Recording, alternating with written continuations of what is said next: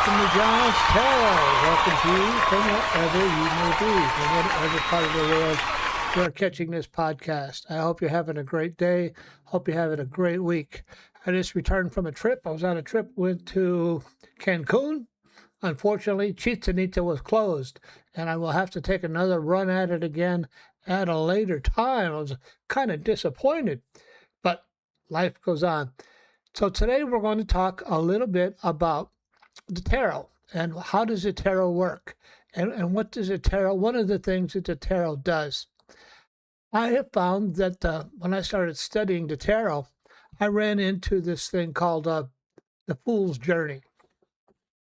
And the Fool's Journey is a journey that the tarot takes you through, like one card at a time, into spiritual growth and self-realization.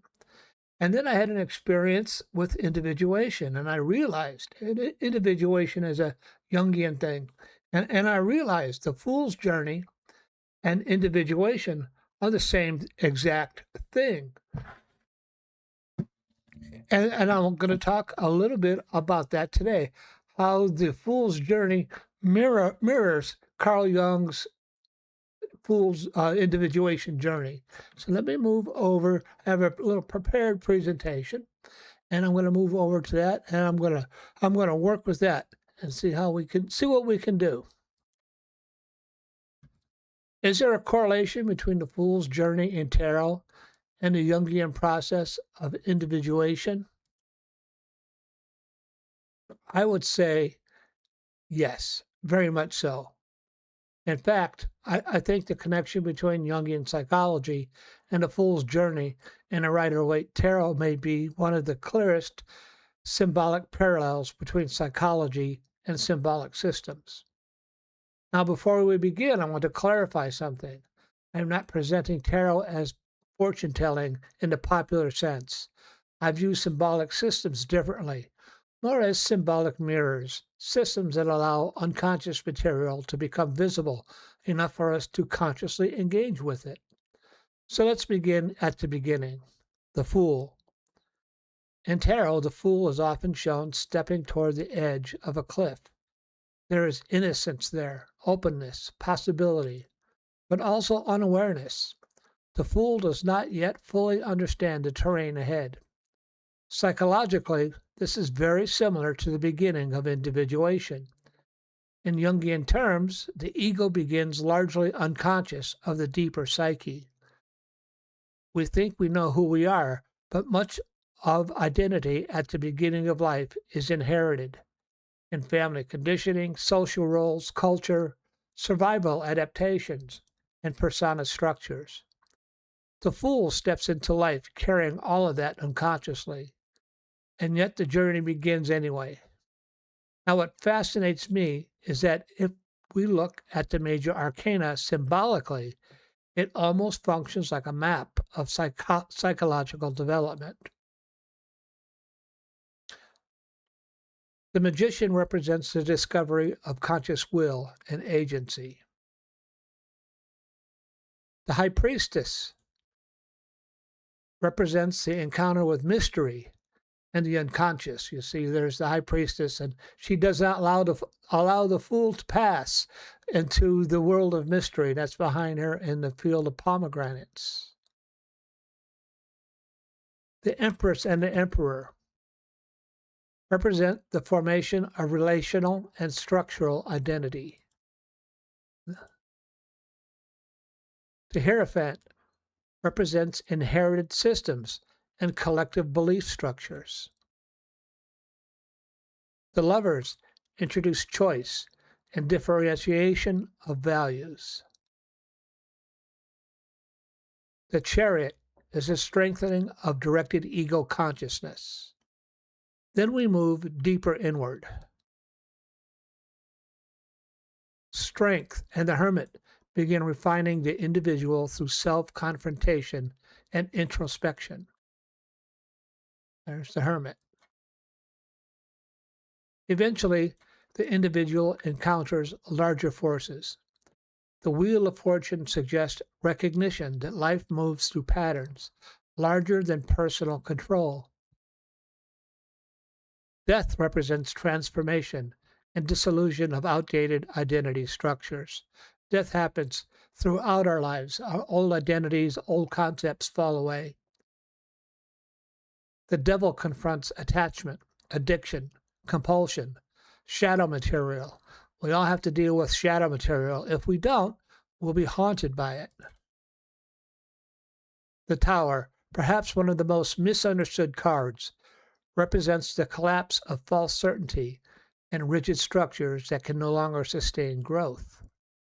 And after the Tower comes the Star, hope, reorientation, renewal after disintegration. Then the Moon. The Moon, deep ambiguity, uncertainty, symbolic confusion, movement through unconscious terrain.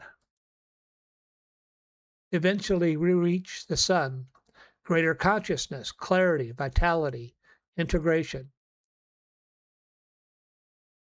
Judgment represents awakening to a larger totality of self. It's awakening to a deeper awareness of potentials within the self. And finally, the world.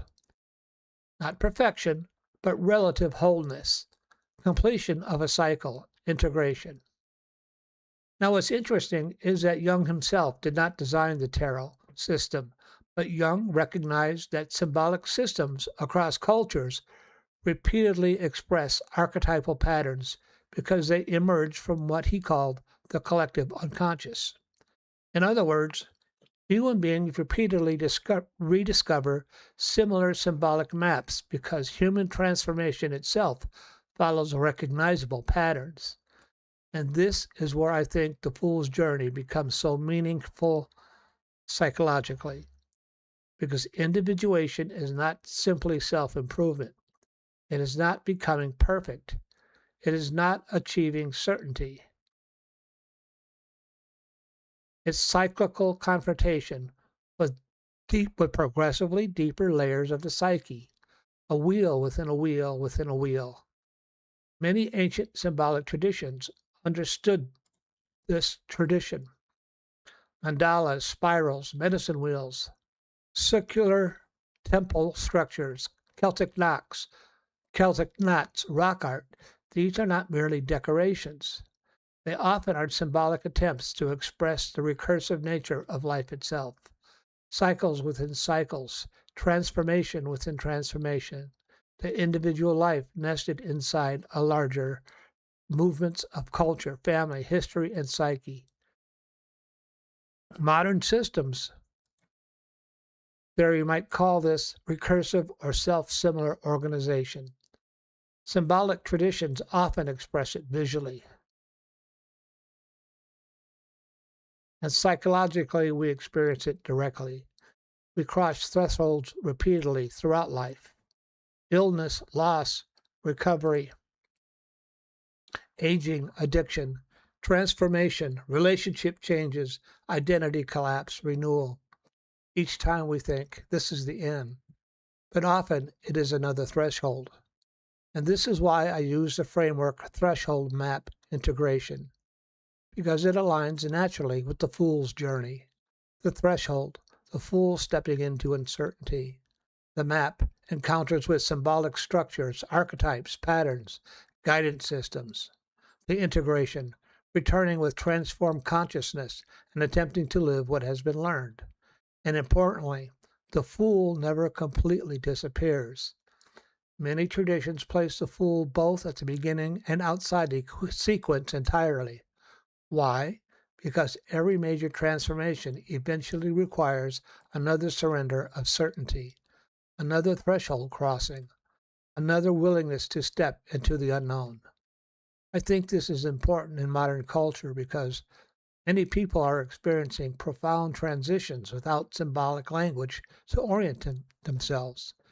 They think something is wrong with them, but often they are moving through an archetypal process humans have always undergone. Now, this does not mean every emotional crisis is mystical, nor does it mean tarot contains magical answers. But symbolic systems can help illuminate patterns that are otherwise difficult to articulate rationally. They can help create orientation within uncertainty. And perhaps that is one of the deepest purposes of symbolic systems. Not prediction, not illumination, not control, but conscious participation. Not escape from mystery, but learning how to move through mystery with greater awareness.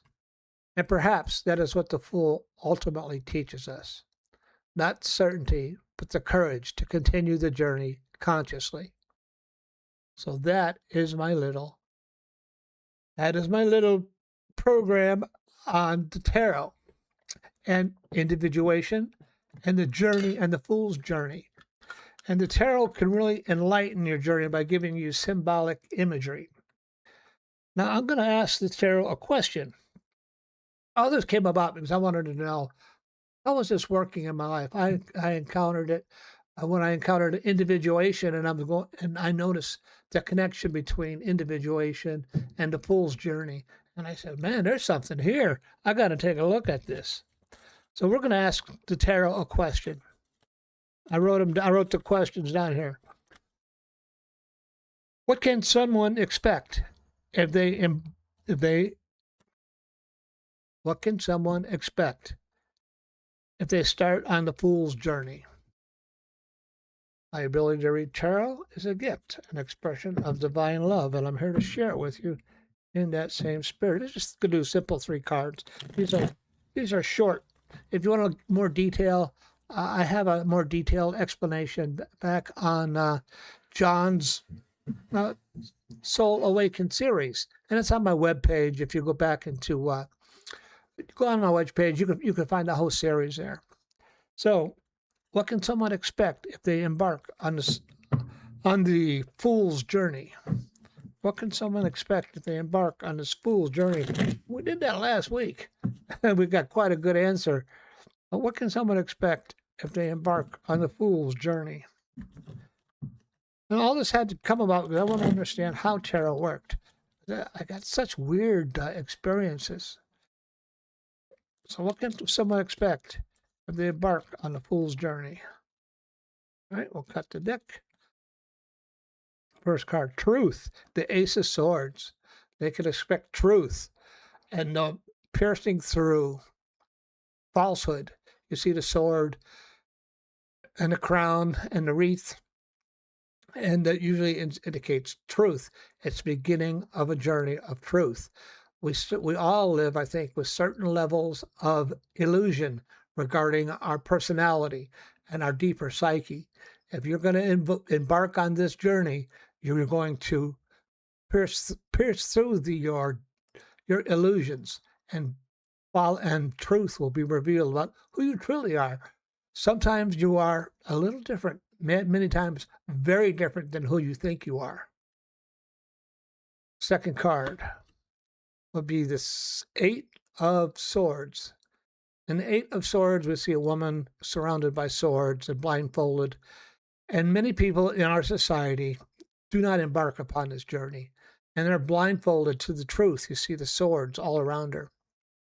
And if you embark on this journey, the blindfold is going to come off. And you will see the truth of how your own development progresses and who you truly are within the world and where you truly fit within the universe. And you'll gain a different perspective. That is also often a card, the 8 of Swords of perspective. You will gain a new perspective is what you can expect. So truth and a new perspective. And then the final card is the 7 of Swords. The 7 of Swords, you see a man with 2 sets of swords on his shoulder, and that's usually a card of dishonesty, of, how can I say it? There is a saying that I learned in a 12-step organization. The saying is, do not bullshit thyself. Oh, far out, man. Oh, wow. Yes. And that is what this card is trying to say. If you embark on this journey, you will not bullshit yourself. You will know the truth, and you will stop being subject to the lies you tell yourself. So, for this week, I want to thank you very much. Goodbye, Professor Marvel, and thanks was my pleasure. This whole week, I am going to do, I got 2 more episodes to do, and I'm going to do episodes on how does tarot work. And this was the first in that series, a 3-part series, 10-minute series on how the tarot works. It works by activating certain recessive traits within us all, so that it brings up the subconscious so we can examine it consciously.